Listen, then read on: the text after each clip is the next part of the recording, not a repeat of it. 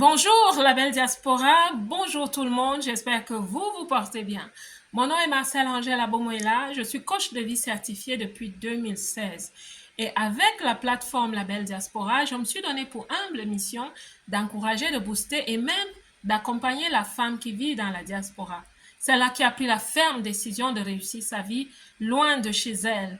Et en ce moment, nous parlons beaucoup d'autonomisation, donc nous parlons du travail, des activités qui nous aident à être autonomes financièrement. Oui, c'est possible.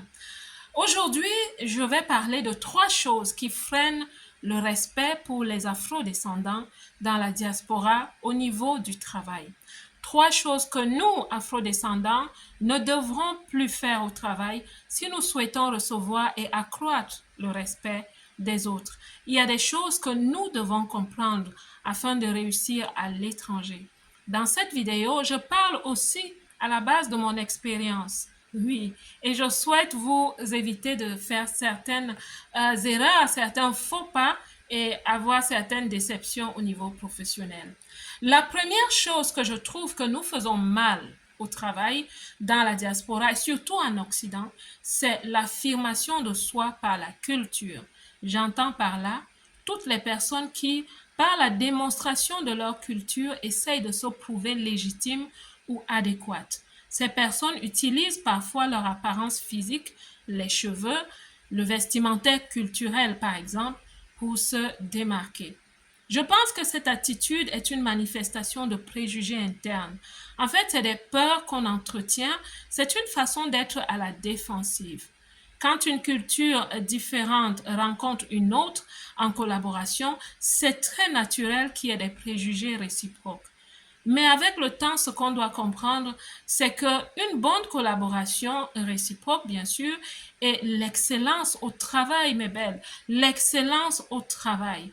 Avec cela, les préjugés disparaissent tout seuls parce qu'on va commencer à nous voir tels que nous sommes, c'est-à-dire excellents. Le problème maintenant, c'est que certaines personnes entretiennent des préjugés qui sont basés sur la peur, des préjugés que les autres auraient contre eux. Ils ont peur de ce qu'on va dire, ils ont peur de comment on va les traiter. Donc, pour prévenir les représailles, ils vont se comporter à la défensive. C'est ainsi qu'ils vont exagérer. Je dis bien exagérer parce que ce n'est pas mauvais une ou deux fois de venir en vêtements traditionnels, mais ils vont exagérer au niveau des apparences vestimentaires, l'affirmation culturelle, en guise de déclarer leur pertinence et leur légitimité. Ce qui est vrai, c'est que ce n'est pas adéquat.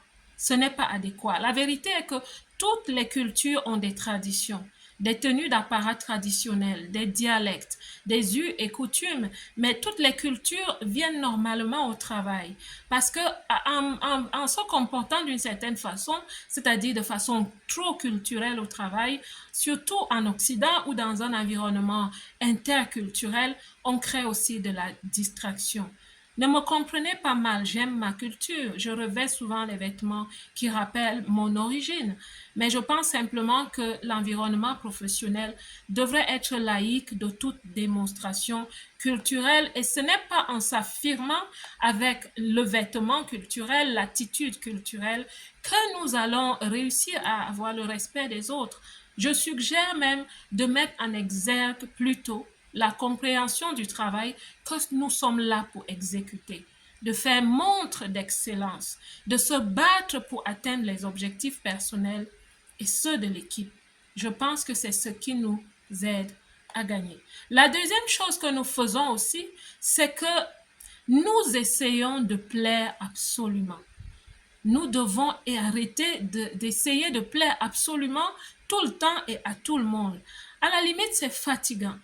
Je conseille que nous essayions de diminuer la fréquence des prestations de diversion.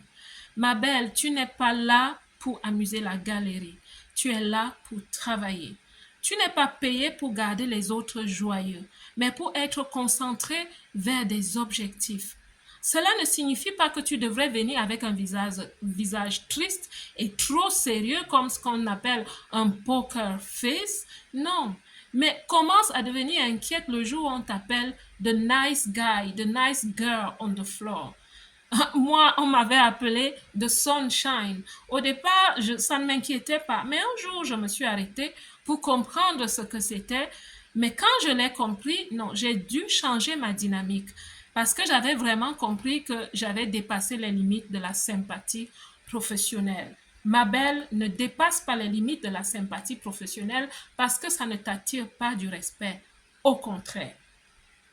La troisième chose que nous faisons mal, je pense, c'est que nous exagérons au niveau des actes de service. Faisons attention aux actes de service qui débordent. Ce que nous devons comprendre, c'est que quand nous sommes à l'étranger, dans la diaspora, il y a un niveau d'amabilité, de générosité, de service que certaines cultures ne comprennent pas. Tu viens d'un contexte où le don de toi, même à outrance, ne dérange pas, parce que la majorité des personnes font pareil. Mais tout excès te rendra incompréhensible et même incompatible partout ailleurs. Généralement, dans les cultures occidentales et même asiatiques, parfois américaines, on te demande pourquoi tu offres un cadeau et pourquoi tu en fais trop. Tout présent que tu apportes devrait répondre à un motif. Tu dois expliquer pourquoi est-ce que tu donnes ce cadeau. Moi, ça m'est arrivé plusieurs fois. Et ma belle, dans la vie, donne aux gens ce qu'ils comprennent. Ce sont des cultures où l'intelligence rationnelle est trop forte. Donc, l'intelligence émotionnelle devrait vraiment avoir des coussins ou des tampons. Elle devrait aller un peu avec le zen, si je peux le dire. Donc, tes élans d'altruisme trop poussés pourraient même être mal interprétés. Et si au travail, vous tombez sur des personnes opportunistes, elles feront de votre bureau la plateforme d'atterrissage de toutes leurs petites tâches.